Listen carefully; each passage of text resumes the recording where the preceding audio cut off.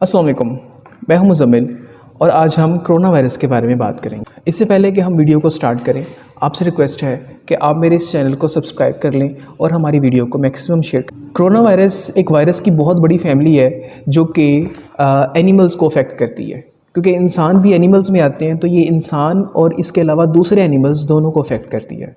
अभी तक सबसे फेमस जो कोरोना वायरस है वो है कोविड-19, जो कि 2019 में इमर्ज हुआ था और पूरी दुनिया को इसने अपनी लपेट में ले लिया था।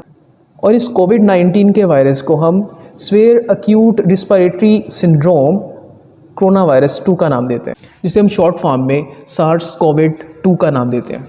बेसिकली ये वायरस सांस लेने से, खांसी करने से, छींक मारने से और एक दूसरे का जूठा खाने पीने से, एक दूसरे के आसपास रहने से, इसके साथ साथ अगर आप किसी कंटेमिनेटेड चीज़ को टच करते हो और वही हाथ अपने आँखों को लगाते हो तो इससे भी कोविड जो है वो स्प्रेड होता है। सार्स कोविड-2 के बाद बहुत सारे और भी इसके वेरिएंट्स हमारे इन्वायरमेंट में इस अर्थ पर मौजूद हैं, जिनकी स्ट्रेन जेनेटिक म्यूटेशन की वजह से बनी हुई हैं। कुछ इंपॉर्टेंट वेरिएंट्स हैं जो इस दुनिया में पाए जाते हैं, तो आइए उनके बारे में alpha variant B117 United kingdom में ये फाइंड हुआ और अपनी बहुत ज़्यादा ट्रांसमिशन की बेस पे, रैपिड ट्रांसमिशन की बेस पे ये जाना जाता है। बीटा वेरिएंट B1351 ये वायरस साउथ अफ्रीका के अंदर आइडेंटिफाइड हुआ। इसी तरह गैमा वेरिएंट P1 के ब्राज़ील के अंदर फाइंड हुआ, बीटा वेरिएंट से ही इवॉल्व हुआ है। इसी तरह डेल्टा वेरिएंट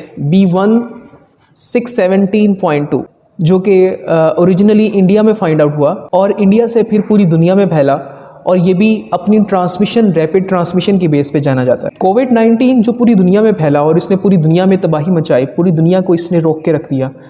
इसके लिए कुछ प्रिवेंटिव मेजर्स हैं। अगर आप ये प्रिवेंटिव मेजर्स डेली रूटीन में करते हो तो आप कोविड-19 से ईज़िली बच सकते हैं। पहली चीज़ तो वैक्सीनेशन है। वैक्सीनेशन बेसिकली एक ऐसा प्रोसेस होता है जिसमें हम किसी डेड या वीक पैथोजेंस को आपकी बॉडी के अंदर इंसर्ट करते हैं और वो आपकी बॉडी के अंदर एंटीबॉडीज़ की फॉर्मेशन करता है। तो हमें चाहिए कि हम सबसे पहले वैक्सीन करवाएं, क्योंकि कोविड-19 की वैक्सीन अभी अवेलेबल है, तो तमाम लोग जिन्होंने वैक्सीनेशन नहीं करवाई सबसे पहले वो वैक्सीन करवाएं। दूसरी चीज़ मास्क है। अगर कोई पर्सन मास्क लगाता है और उसका इम्यून सिस्टम भी अच्छा है, लेकिन उसकी बॉडी के ऊपर जो कोविड-19 के जो कंटेंट्स हैं वो मौजूद हैं, तो अगर वो पर्सन या उसकी बॉडी में मौजूद है और वो अब सिम्टम शो नहीं कर रहे, तो अगर वो पर्सन किसी ऐसे पर्सन के साथ मिल बैठता है या उठता बैठता है, खाता पीता है, तो जो कि हेल्दी था और उसका इम्यून सिस्टम इतना स्ट्रॉन्ग नहीं है, तो ये उसको भी हो सकता है। सो मास्क लगाना बहुत ज़रूरी है।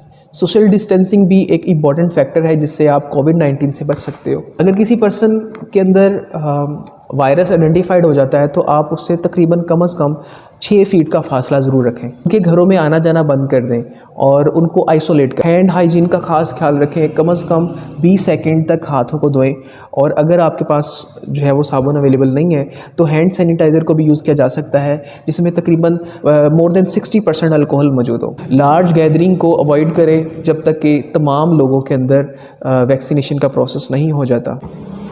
ये तो वो तमाम प्रिवेंटिव मेजर्स थी जिसको आप अपनी लाइफ में इम्प्लीमेंट करके कोविड-19 से बच सकते हैं।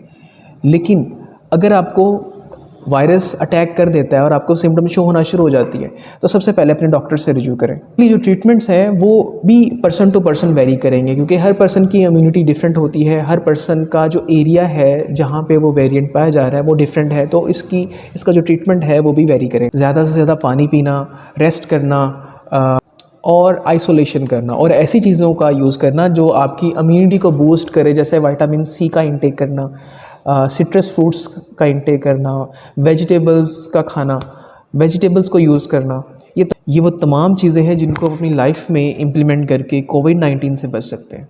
एज़ वी नो कि पूरी दुनिया में कोविड-19 की वैक्सीन अवेलेबल है और लोग इससे क्योर हो चुके हैं, लेकिन इसके बहुत सारे वेरिएंट्स बनते जा रहे हैं। सो हमें क्या करना चाहिए, हमें ये तमाम प्रिवेंटिव मेजर्स को अपनी लाइफ में इम्प्लीमेंट करना चाहिए, ताकि मज़ीद जो वायरस के वेरिएंट्स आ रहे हैं उनसे हम बच के रह सकें। सो आई होप आज का टॉपिक आपको पसंद आया होगा। अगर आज का टॉपिक आपको पसंद आया है तो इस वीडियो को शेयर कर दें, लाइक कर दें और सब्सक्राइब कर दें।